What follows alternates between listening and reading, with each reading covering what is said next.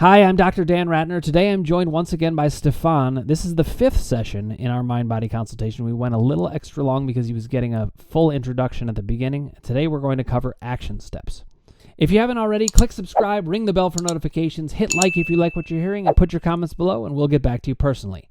And finally, you can reserve your place in one of my seminars, join my monthly membership group, or purchase any of my mind-body guides, also known as the PDFs, at www.crushingdoubt.org.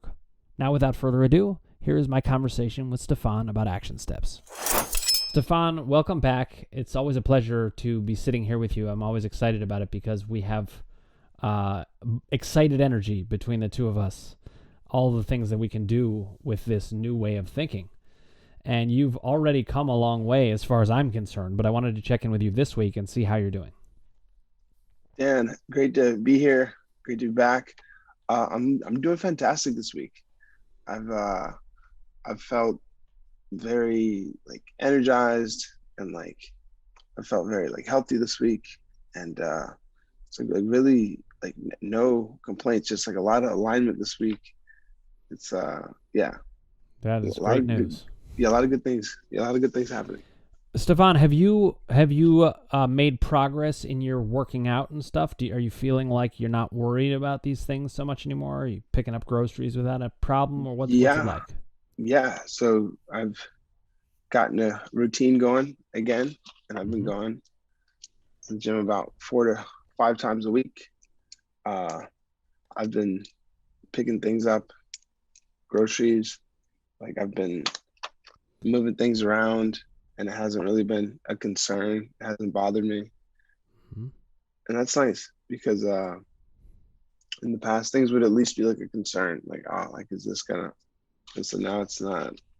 Right. I'm not going around overexerting myself, but just you know, I'm doing a lot of things, and I'm not even worried about my back getting thrown out. So it's pretty nice. Yeah, I can imagine. So do you find that do you not even really think about the symptoms so much some of the time, or is it still pretty central on your mind, but you're feeling optimistic? Um, I don't think about them so much, and then if I do think about them, I know that it's I have the power to control how Mm-hmm. much it's going to affect me. Yeah. Yeah. So you've made great progress, and what I wanted to say now is this is the part of the consultation where we turn to what I call action steps. And action steps can sometimes feel misleading as a term because it's not usually about doing actions physically. It's about actions of the mind. Now, sometimes there are physical action steps, like going ahead and picking up those groceries and not worrying about it, or returning to your workouts. Those are action steps that are true actions. But there's a lot of action steps of the mind, and you were just kind of describing some aspects that I think you're putting into place. So last time we met, we went over the power column, and one thing that we found is this is something you already do. And I think with respect to action steps, we're going to find some of that as well, that there's going to be some things that you've already put into effect that are different ways of thinking or different ways of going about the business of your day that are different and change your thought process that then changes the whole physiology and can stop the symptoms. So some of today might be actually exploring what have you already done and showing you how it's an action step so that you can hold on to that as a major thing that you have in your arsenal. But that's the basic gist, is we want action steps for each column that allow you to feel you've got a map to go forward, some tools to use. Now, I sent you the action steps PDF, and this is a PDF that has 150 ideas in it, and I could generate 300 more easily. There's just hundreds of ideas we could come up with, like when I'm in this situation, I need to think this way. When this happens, I need to consider this. When this happens, I need to do this.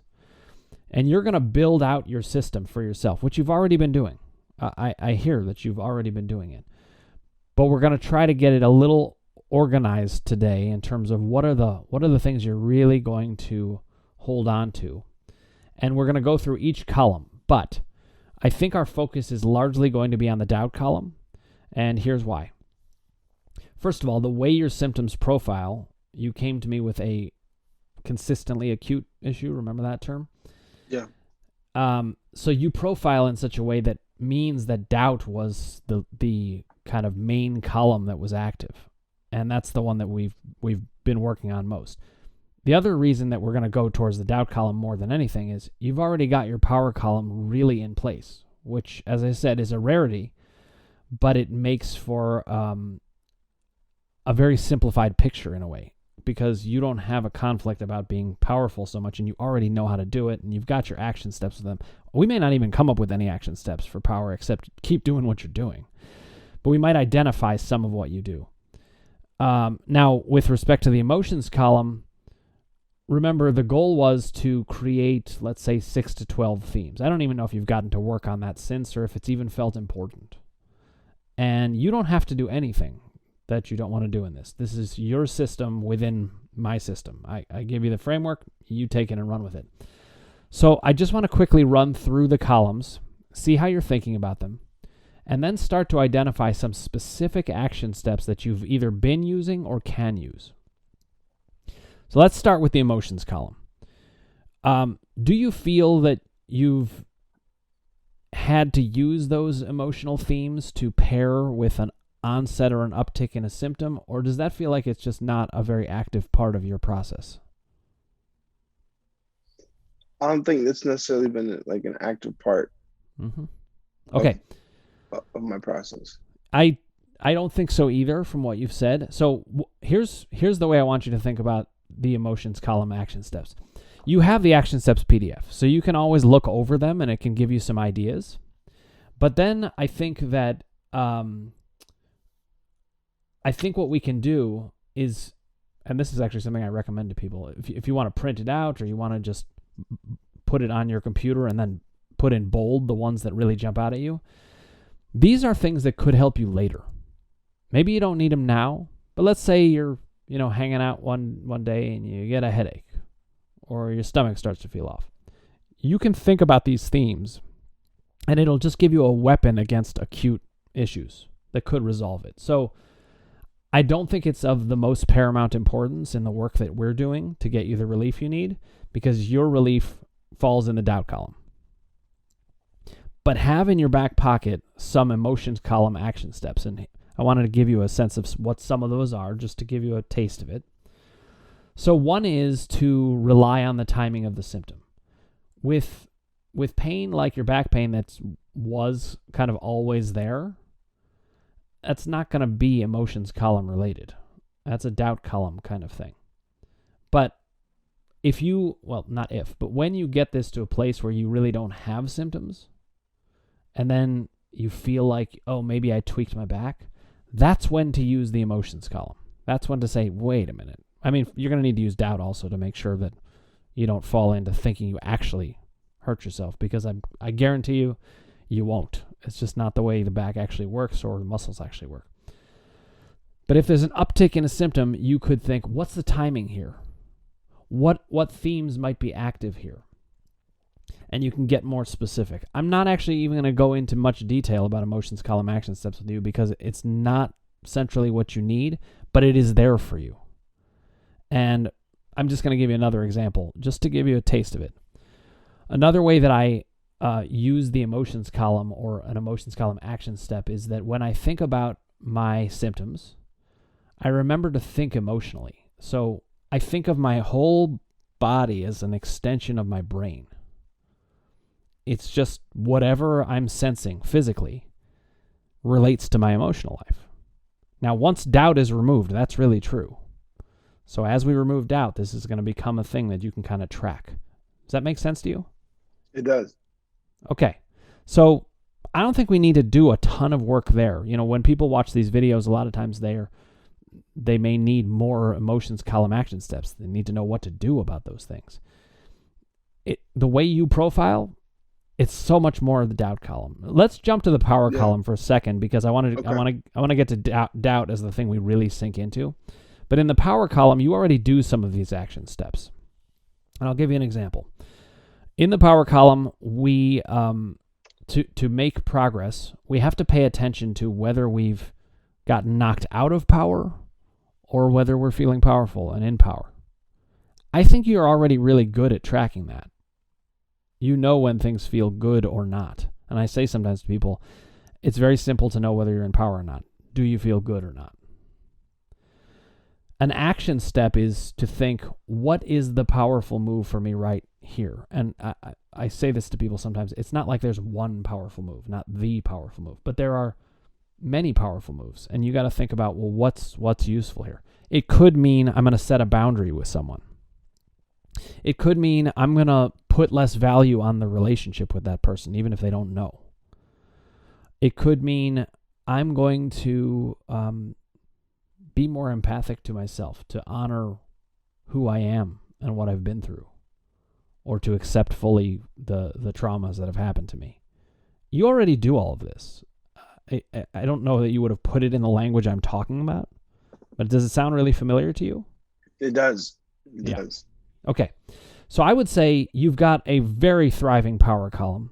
You've got an emotions column that you can develop when you need to. But the work that's going to get you the most freedom, because it relates most to your symptoms and the way they profile, is the doubt column. So let's start to talk about doubt column action steps. I want to give you the basic gist of the doubt column action steps, because it always follows a very similar pattern when you're trying to get rid of a doubt. The first thing is we have to recognize that we have it. There are so many times that doubt flies under the radar, and it can exist in subtle forms. So one thing I want to give you a heads up about is, as you do battle with doubt, it's going to try to get you to settle for a kind of like a treaty of sorts. It's going to say, okay, fine, I won't bother you with chronic pain, and yeah, you can do what you want to do, but I'm going to leave you in a position where you're maybe slightly worried, or where you have a nagging quote-unquote injuries. It'll try to get you to settle for something less. I call this TMS bargaining. TMS, of course, is the term that Sarno used, tension myositis syndrome, for these mind-body issues. And the idea of bargaining is that doubt tries to bargain with you. It says, okay, yeah, you got me. But then it'll give you a more subtle doubt that gets stuck in there. An example of this might be, okay, I got this beat, and then doubt might say to you, yeah, you got a beat. Now, maybe it'll come back at some point, but that's the kind of thing that doubt will like mumble to you, to plant a doubt in your head. And what I want you to do is be very, very competitive with doubt. This is an action step in doubt. I want you to set an intention to dominate it at every moment that you can. Is this making sense to you so far? It is. Okay. Because the more you do that, the less ground it has to stand on. And it's amazing how it will creep into every crevice that it can find.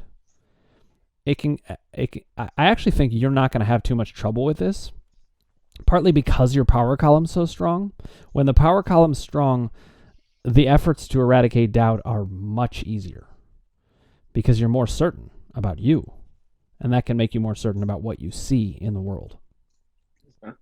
So I think that's one of the reasons you've made such rapid progress. But what I want to do now is to go through some of your experiences within doubt and start to recognize that there actually probably are doubts that you still have, even after reading Sarno, even after talking to me, or maybe even after you got something settled with yourself and then doubt comes creeping back in. So our job is to observe the doubt. I say when you're trying to get rid of doubts, observe, articulate, and counter. Observing means recognize that what you're thinking is only a doubt. It's not true. Or at least it might not be true. You have to be able to entertain. It might not be true. Because a lot of times people have doubts and they're like, yeah, I see it's a doubt. But when I really ask them questions about it, they believe it's 100% true. That's not a doubt. That's a misconception. That's like complete misinformation. A doubt is about, I'm not sure, or I'm worried, or I wonder, or... So the lack of certainty is where doubt is. That's the baseline level of doubt. We need to start observing those more, and we'll go through some of those today. Okay.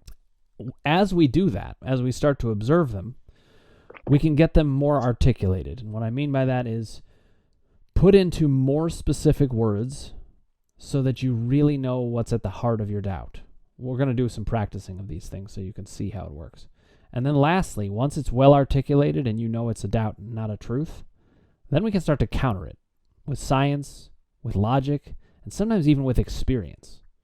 You know, like when you go to pick up a bag of groceries and you're fine, that's evidence. That counters doubt. So there's lots of ways to counter it. But what I want to do is go through some of your experiences so we can craft some key action steps for you, or recognize the ones you're already using. Okay. Sound good? Let's do it. Okay.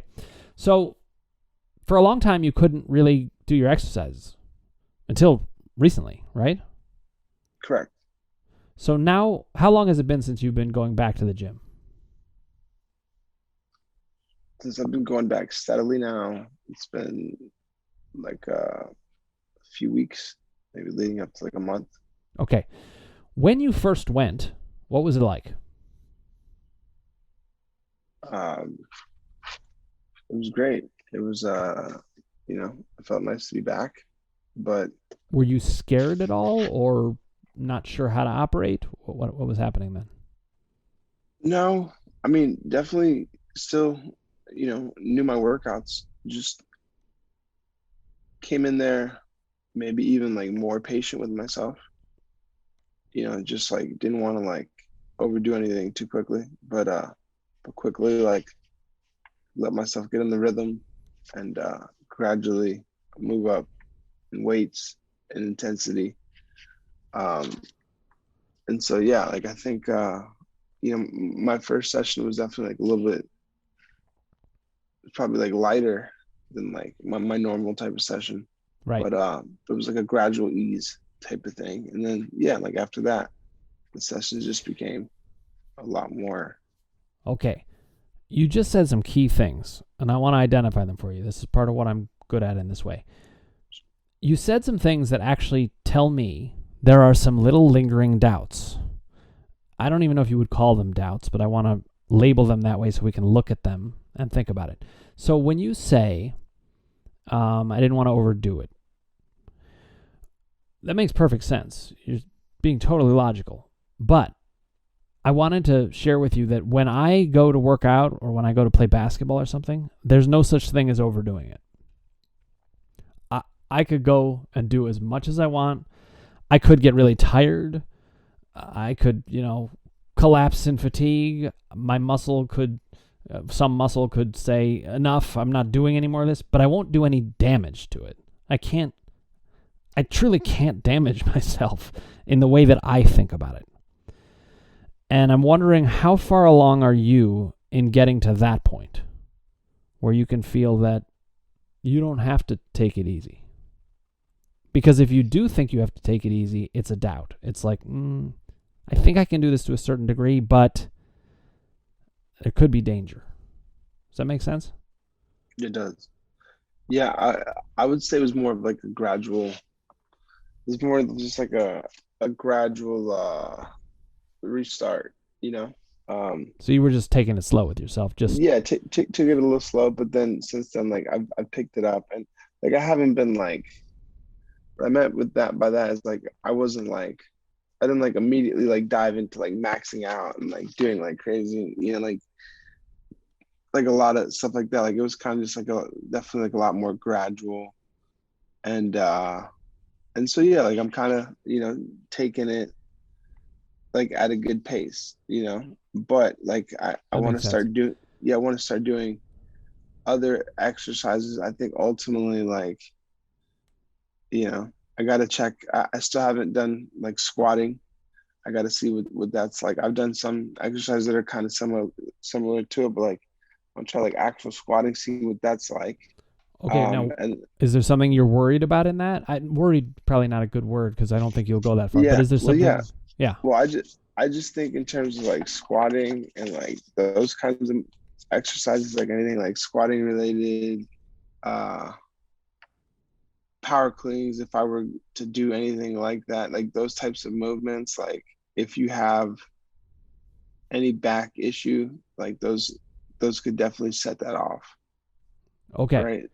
It's just like Mm-hmm. I think that would be kind of like the only workout that like that even like I feel like I'm good. Like I just like they're just also very like particular workouts, and you have to have like really great form too, and just like a method of doing them, because it's easy to injure yourself also with like those workouts.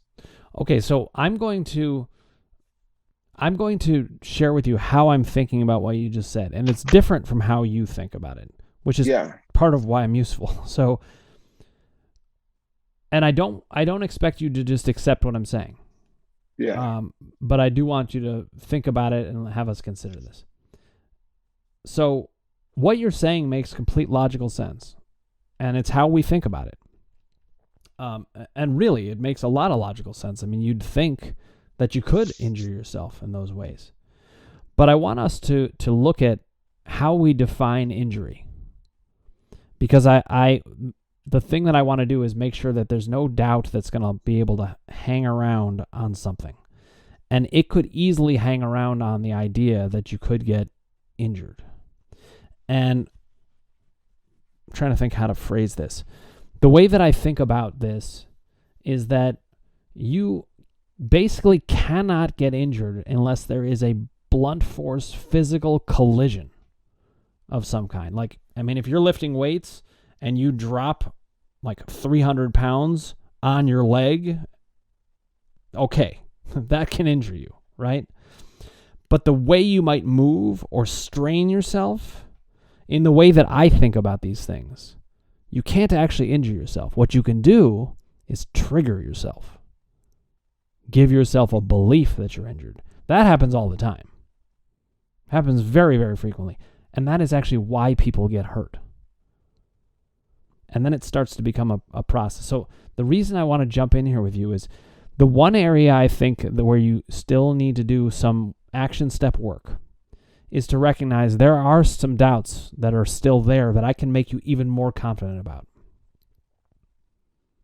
So when I go to play basketball, or if I were going to lift weights, which I'm not doing these days so much, but like when I do push-ups, I don't worry that I can injure myself. And one of the reasons I don't worry is that Dr. Sarno convinced me through science and logic that herniated discs don't even cause back pain. So all of those structural injuries that they talk about, they don't correlate with pain. So the question is, can you actually injure yourself in these ways or not? I don't expect you to sign on to what I'm saying necessarily, but it is powerful information. What do you think? I definitely think it is. Yeah. But I think, push back as needed, because what I believe doesn't matter. It's all about what you believe. Yeah, no, I definitely, think that like it's powerful information. I mean, and I think it's been information that I've been kind of like dealing with in my day-to-day life as I've come to learn it recently. Mm-hmm. And so I think the more familiar I get with it and more comfortable I get with it, like the more I can also like accept it and apply it. Right. Because the way I would describe it, and I don't mean this as bad news and certainly not as criticism, it's just the way the process works. Sarno describes certain things and it helps people to the point that they believe it up to. But we can extend how far we believe it. And so what I did is I worked with what Sarno said and kept thinking about it and started to realize, whoa, I basically can't injure myself unless some kind of blunt force collision. If I cut myself, that's an injury and it'll take time to heal. If I break a bone, that's an injury, it'll take time to heal. But when it comes to muscle strains and pulls and herniated discs or even like arthritis, none of it matters. None of it correlates. And that means that when we go to do workouts or when we go to make any kind of movement, we can't hurt ourselves. I don't know if I told you about this example. I once was playing catch with my nephew. and I threw the ball, and the follow through of my hand was such that my thumb hit my leg, and I jammed my thumb. That sounds like a true injury, right? I mean, and that meanwhile was a blunt force collision. There was an actual collision. But I said to myself, what if I challenge this? What if I say to myself, maybe I'm worried it's going to hurt. Maybe it hurts right now. But when I stub my toe, when you stub your toe, it hurts like hell. And then it basically goes away. I mean, if you broke your toe, maybe it will last. But generally speaking, stubbing your toe is one of the most painful things that you can have, and yet it totally goes away. Is that true with your experience? Yeah. Okay. So I decided I'm going to apply this thinking to my thumb with this. And I just kept thinking, you're not hurt. You are not hurt. And this is a doubt column action step, by the way, to have like a mantra that you can say to yourself at certain moments. You're not hurt. You're not hurt. You thinking you're hurt. You have a trigger here. And if you believe that trigger, yes, it could swell up and actually hurt for a while. Challenge it. So I challenged the trigger, and guess what? 2 or 3 minutes later, it didn't hurt at all. It never swelled up. And by the way, I had that happen multiple times, not just with my thumb, but like, jammed fingers and things like that. I have been able to keep myself from swelling up and having it expand into a real injury many times. Just the other night, I was playing basketball, and I felt that I pulled my groin, okay? And I was limping around, and legitimately couldn't walk normally. It was like locked in place. I went to the bench, and I sat down, and I was going to play in the next game, and I said to everybody, I was like, I got to sit out this one. But I wasn't sitting out the game because of my physical limitation. I was sitting out the game because of what was going on up here. I had a trigger. And I said to myself, challenge this. And then this is the funny thing, I started using my emotions column. I said, what am I upset about? Well, I was being guarded by a much younger player who's more athletic than me at this point. And I think at some level, I just was like, it sucks getting older. Something like that. I sat with that for 10 minutes. I went back in the game, totally fine. Wow. So I've done this many times. Hundreds, thousands of times at this point. That's what I want to teach you to do. That's pretty awesome. Yeah. Yeah, it's incredible. Yeah. And one of the reasons I highlight this is I'm showing you how even with the information that we have with Sarno, we can take it even further.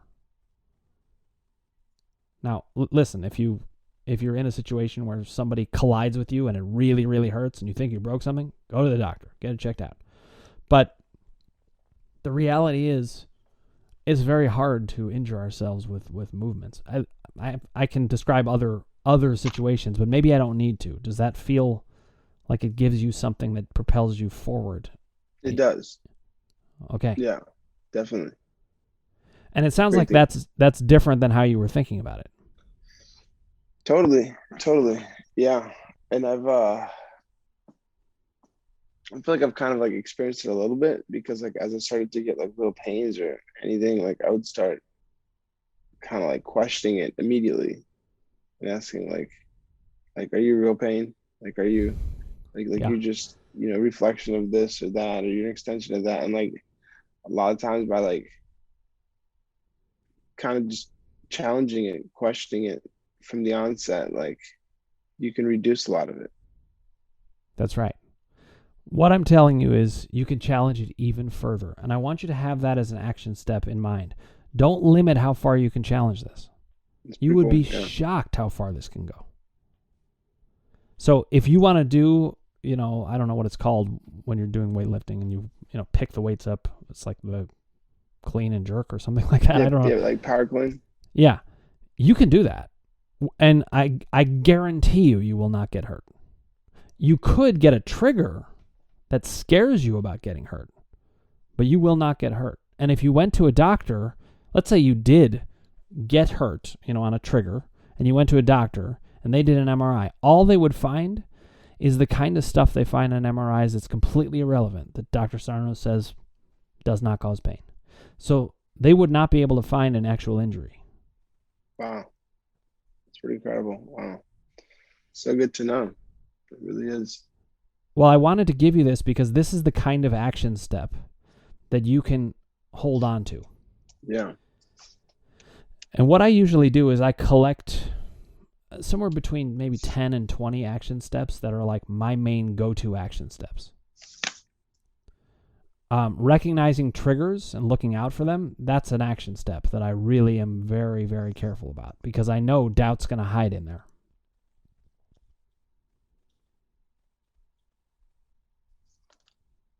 I also recognize that thing I mentioned, TMS bargaining, doubt will say essentially, because it's kind of having an unconscious dialogue with us.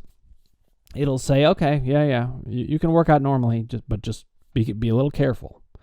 That's actually doubt. It makes sense to be careful, but I don't want you thinking you have to be careful anymore. You truly don't. Okay. Makes sense. Now remember, it doesn't matter what I think. It only matters what you think, but it sounds like that sunk in pretty well. Yeah, definitely. Okay. Definitely. So what other things have you been saying to yourself as you go through these exercises or just through your day that's been helping you to get into a better mindset about it? I've been just kind of being very grateful for like my health, just like, appreciating my health, my abilities to do things, my ability to want to exercise, be able to exercise, have different access to equipment and places to exercise. And just kind of, yes, I think just examining, just as opposed to approaching the day with, like I'm delicate. I can't, I could get injured so easily. I hope I don't injure my back. So are you saying, I just want to make sure I understand, but are you saying that the appreciation that you have is a direct counter to the worries? It's like another place to go in your mind? Yeah. Yeah. Okay.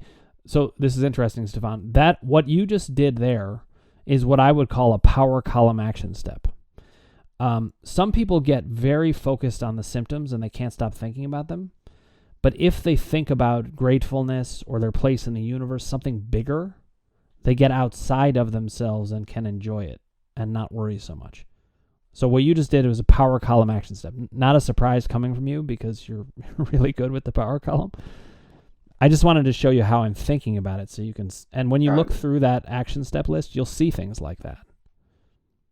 Okay. So you're really good with power column action steps and you just keep it up because it's fantastic.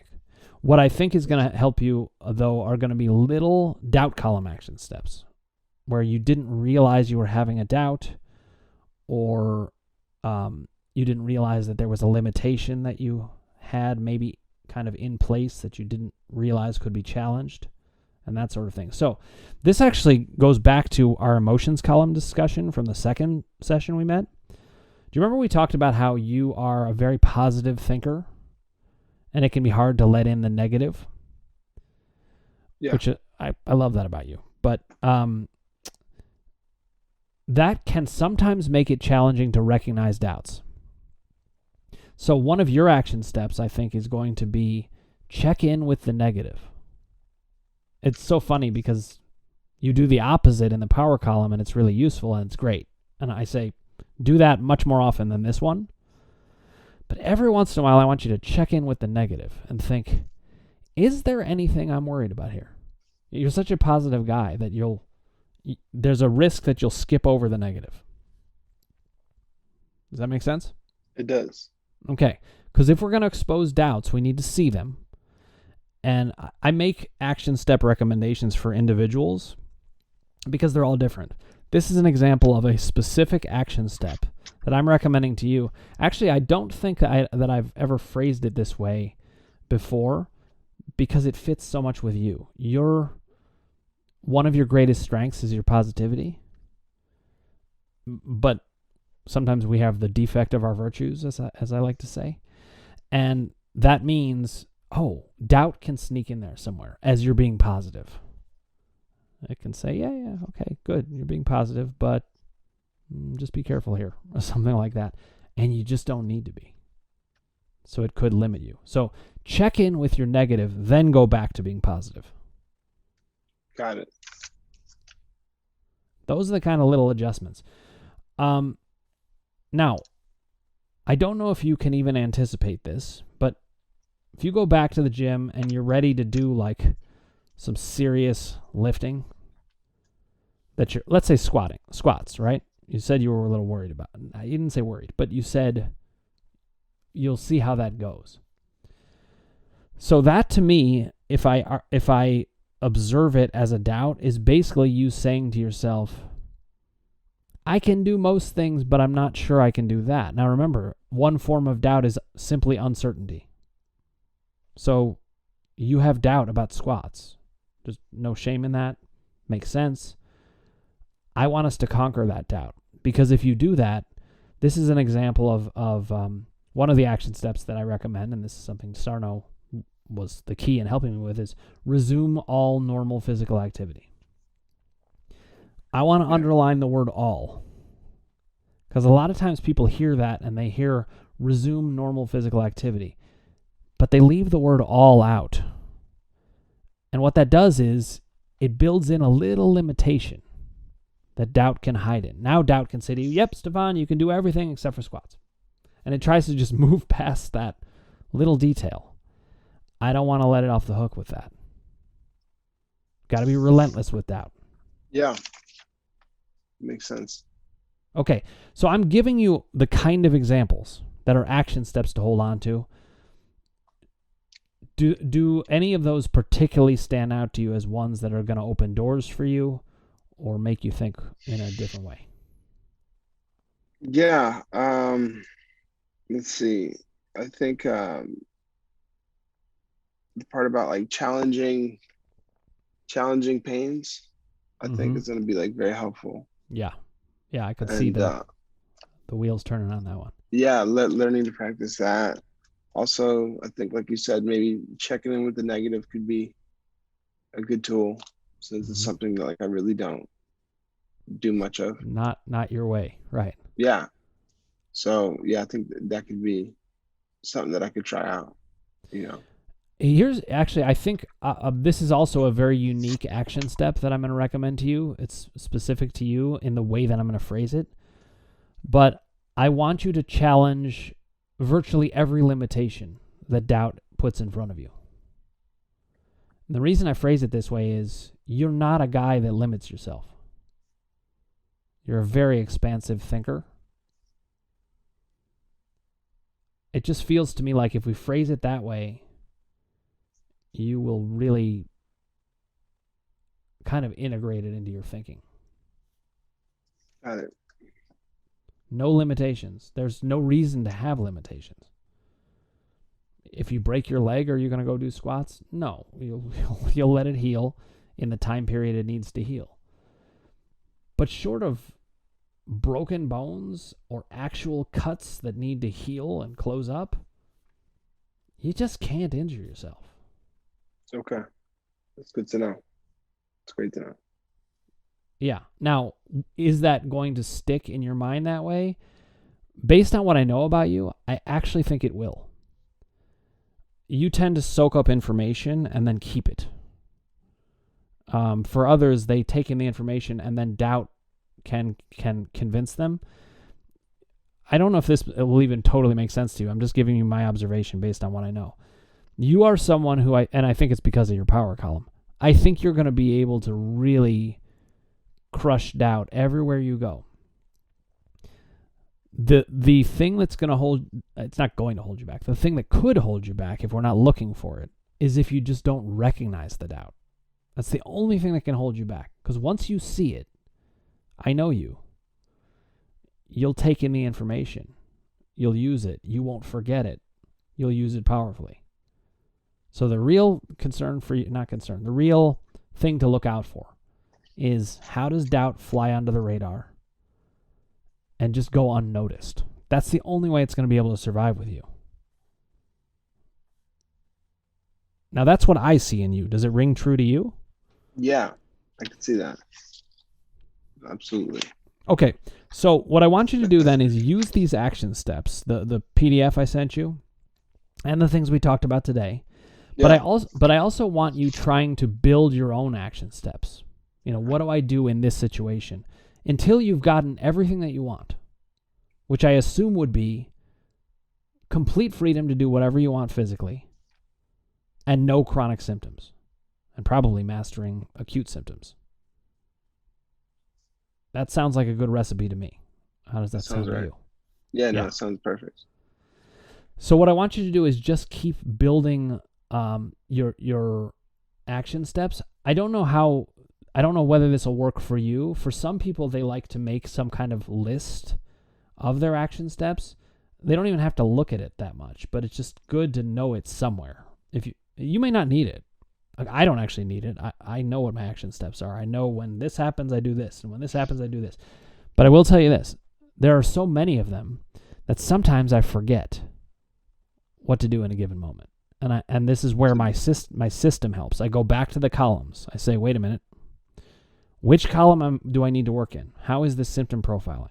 What do I do in that column? What are some of the action steps I've used before? And boom, it hits me. And the columns are all different ways that you can work. But for right now, we've got to hammer away at doubt and learn to recognize it and make sure it does not fly under the radar. So the examples I gave, like with squats, or I think with taking it slow, you were actually being gentle with your mind because you knew this was a lot to take in and to try out, and you wanted to take it slow. It didn't sound like it was actually taking it slow because you were so worried about your body. It was more the mind, if I'm understanding correctly. Is Yeah, I that think accurate? that's possible. Yeah, I think that's possible. Okay. Yeah. Well, either way, you've come a hugely long way in a short amount of time. What I'm telling you, though, is you can go much further if you want. Great. I like to hear that. I want to get you to a point, and I think this is going to happen very, very soon, if not this week because of this new information, where you'll have no limitations at all. And like, if you want to go do stunts in movies, you actually can. You might break a bone or get cut or something, but like, those heal. I'm telling you, if you want to do that, you can. There's absolutely no reason you can't. It's all good to know, because that'll, empower me as I try different ventures and different things. So that's good to just have like in the back of my mind. Yep. So here's the other thing that I want to do, Stephan. I just want you to know I will be available to you. If you need to pick my brains about something, you need to just ask me a question about something, or you say, I made progress, but I got stuck at a certain point. I'm here. My system's here. My resources are here. I'm here. And let's keep working on this. It's a process. You're good with process also. Yeah. You're finding your way, and let's keep it up. But I don't want it to be the case that just because we're wrapping up these sessions that you feel that you can't have access to me or these ideas. My book's coming out soon, so you'll have that as well. That's awesome. Congrats. Thank you. But you'll have access directly to me if you need it. And we can really change your life. We already have, as I see it. And I think as you see it too. But we're not done yet because you don't have all of what you want in it. Okay, I'm definitely excited to, keep building on this. I feel like it's definitely still very, very early into this process. So definitely very appreciative and grateful to you for, sharing this information with me and helping frame it out in such a way that it's very digestible and then just, putting me onto Dr. Sarno's teachings. Mm-hmm. So, well, I'm so happy for you, Stephan. When I think about when we first met, you had no idea about these things. And it's one of the reasons I do this work is the same thing happened to me. I had no idea for 8 years, same as you. Yeah, knowledge is so empowering, right, in itself. But it's not just about getting knowledge, it's what you do with it, right? And That's right. So this framework is very helpful and really helps you, understand and get to a point where you could process it. And yeah, I look forward to building on this and to being in touch. And if I have any, questions or concerns, I'll definitely reach out, and I'll be looking forward to your book. But yeah, thank you. This has been quite the learning experience. Well, it's been a pleasure, Stephan. Really fun to watch you grow so fast. And I do think you're going to grow really, really fast because you have a power column that is explosively good and in place. And I think it's just going to take little tweaks like what we did today. Yeah. That are going to propel you forward in the doubt column if you ever get stuck. I think the big one today was just me saying, hey, you can challenge this even further. Even when you think you actually got injured, it's a trigger. That was big. So this is a pleasure, Stephan. Thank you so much. Thank you. Really Thank interesting working with you on this, and we'll keep it up. I really enjoyed the experience. So definitely look forward to being in touch and to seeing how much this will continue to impact my life for the better. So thank you so much. All right. My pleasure, Stephan. Take care. Keep me posted, okay? Take care. Yes, we will do. Okay. All right. Bye-bye. Well, the whole consultation with Stephan was really different than it is with a lot of people, and that's not a surprise based on what Stephan told me about himself. And it played out that way, but I was really pleased with it for multiple reasons. One of them is that the column system is designed in such a way that describes the full picture of what goes on for people in these ways. And that means that anybody can work with it. We just need to find the certain niches that we need to go to understand where are we working with an individual. Now, as we covered action steps today, you all saw that the emotions column is not particularly active for Stephan. It's going to be something that I think is going to serve him very well in the future once doubt is really, really firmly conquered. The power column, meanwhile, continues to be a place that he thrives in, can use, and it makes conquering doubt so much easier. Stephan is a great illustration of why the power column is as important as it is. The whole idea is to crush doubt, to get rid of all doubt until we're certain about what's going on and we feel very confident about what to do about it. But when you feel powerful, that is all so much easier. You saw it today. I gave Stephan some bits of information, little action steps, not so little in terms of their ramifications, but they were just particular ideas, narrow views of certain things that opened up huge doors for him, partly because he's so powerful already. Whether you have a strong power column or not doesn't actually matter. I'm just showing it as an illustration of why power can be useful. Let's say you don't have such a strong, thriving power column. You can develop one. You can become more like that. And meanwhile, sometimes it works in reverse from how it is with Stephan. By conquering doubt, you get that power. That's what happened with me. So we all work differently. Stephan is a great example of that. It was a pleasure working with him and really exciting to see all the gains that he's making. If you haven't already, click subscribe, ring the bell for notifications, hit like if you like what you're hearing, and put your comments below, and we'll get back to you personally.